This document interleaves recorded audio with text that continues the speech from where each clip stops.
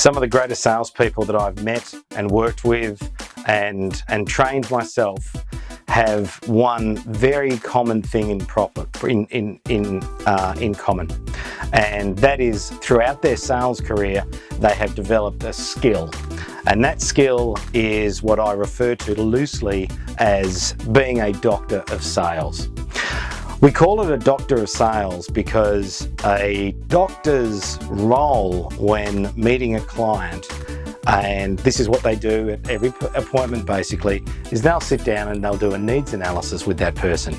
They'll ask them, how are you feeling? How long have you been feeling that way? When does this happen? So they ask a whole myriad of open questions that lead to qualifying questions or closed questions. So the doctors understand this simple rule, and this applies to sales, that you must diagnose before you prescribe. Let's change that scenario around just to give you a simple, I suppose, real world example of what normally happens in sales, but what never happens with doctors. You're not feeling well. You haven't felt well for a couple of days. You make your appointment, you go to see the doctor. You walk in to see the doctor and you say, "Doc, I'm just not feeling well." And the doctor turns around and says, "Well, let me tell you what to do.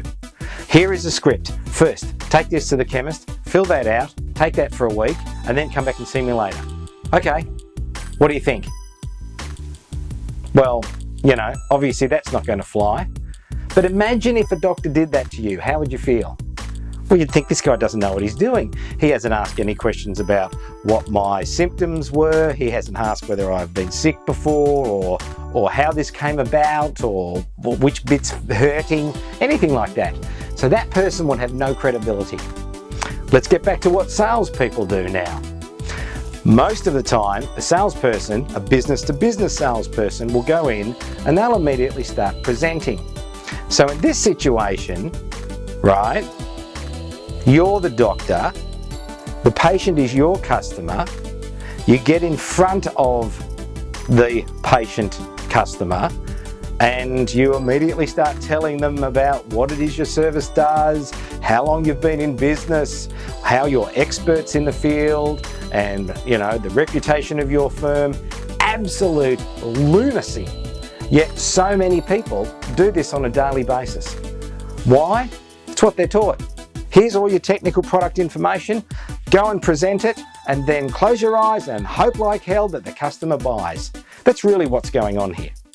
So with business-to-business selling skills, you must understand that you need to diagnose before you prescribe.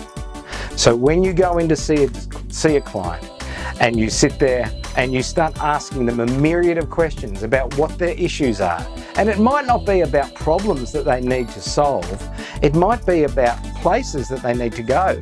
They have a marketing strategy that they want to implement. They want to increase the size of their turnover in a new state by 10%. They want to open up in a new state. They want to understand how they can export.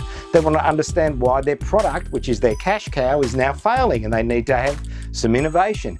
Depends what products, it depends what services you're actually selling, will define the type of diagnosis that you do as a doctor of sales.